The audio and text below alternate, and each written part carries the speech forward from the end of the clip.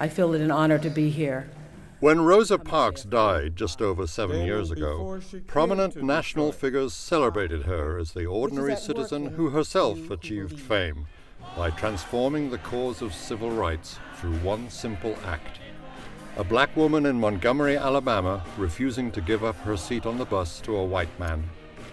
But many of Mrs. Parks' admirers believe her true nature has not been fully recognized since her death.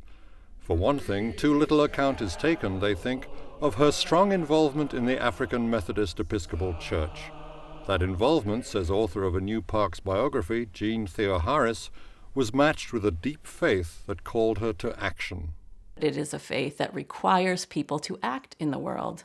And that December day, she makes this incredible stand. The driver demanded the seat that we were occupying. The other passengers very reluctantly gave up their seats, but I refused to do so. And there is no way to understand how she makes that stand, how she keeps going without understanding sort of that at the core of her activism is her faith. Mrs. Parks' trial for disorderly conduct and violating a local segregation ordinance sparked the epoch-making Montgomery bus boycott, led most notably by a then little-known Dr. Martin Luther King, Jr., but also by other local ministers. From the time of the arrest, the word had gotten around over Montgomery. The ministers were very much interested in it, and we had our meetings in the churches. She felt that the church had a responsibility to be active, and certainly she was proud of the way that it did so. Indeed, Mrs. Parks was to become a deaconess in the AME church. She said that it was in her church that I learned people should stand up for their rights just as the children of Israel stood up to the Pharaoh. You know, she is locked in American history as the bus woman, the woman who wouldn't move on the bus. So that was her contribution to the struggle for racial justice. In point of fact, she had a long life after that and before that, where she did many things that were courageous and brave. While her protest on that day in 1955 may have been spontaneous, Mrs. Parks had been attending anti-segregation workshops at the famous Highlander Folk School, devoted to leadership training for trade unionists and civil rights workers. And as time went on, Rosa Parks' own political views could surprise people. The radical Rosa Parks, just putting that name radical with Rosa Parks shakes you, because you're thinking about this sweet little woman who wouldn't move on the bus. She was to the left of the political spectrum. She was ahead of Dr. King on many issues. Malcolm X is her personal hero, and her views on self-defense are much closer to Malcolm X's than King's. She is also active in the Black freedom movement as it grows and changes. In 1966, Stokely Carmichael comes to give a big speech, and one of the first things he does from the pulpit is he calls out Rosa Parks, and he calls her his hero. And there's a beautiful picture of Stokely Carmichael and Rosa Parks. And I think we're not used to seeing that. We might have gotten used to seeing such unexpected aspects of Rosa Parks, except for one curious fact. Parks' own records of her life are simply not accessible to public view. That's because of a dispute between family members and executors she appointed in her later years, and a probate court ordered that all her possessions should be sold, with the money that's raised being split between the contending parties. So the entire Rosa Parks collection has passed into the care of a New York auction house, one that's well known for celebrity auctions.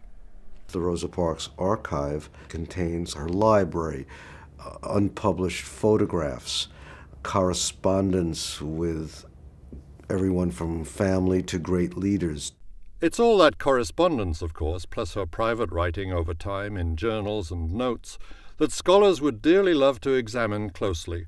I just noticed something written when she was referring to her being age 10, where she is crying out about the injustices that she saw around her. I could almost turn to any page and come up with something that's certainly goosebump raising for me, and I think for anyone. This one starts, "I would rather be lynched than live to be mistreated."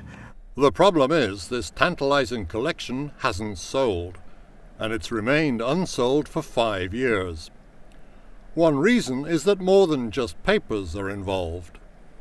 For such a famous and much-loved historical figure as Rosa Parks, it's poignant, to say the least, that all her possessions should end up in this workaday warehouse in Upper Manhattan. Across about 1,000 square feet, there are boxes and boxes of Rosa Parks memorabilia, ranging from documents and photographs right through to really personal items like her jewelry and her dresses. This is the two-piece outfit that she wore when she got the Congressional Medal.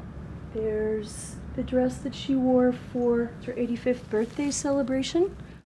The court has mandated that the entire collection should be sold together as one piece, both papers and personal effects. And as such, in the auction world, it could command an enormous asking price. We thought to put a price tag of $10 million on this archive.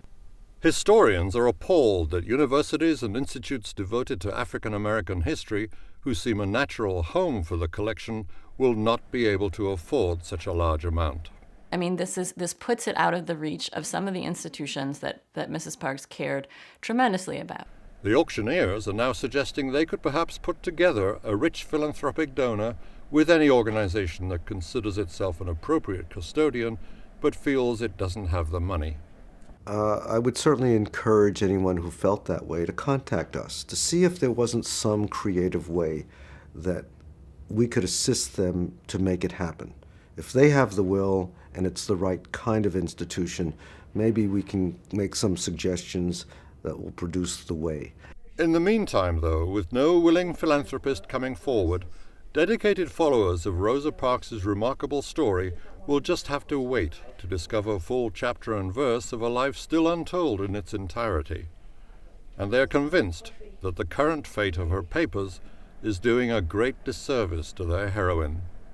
Wouldn't sit right with the Parks who was active in the world, who had this responsibility to be active and to be useful in the world, right? And that's not about how much money you have or what you can afford.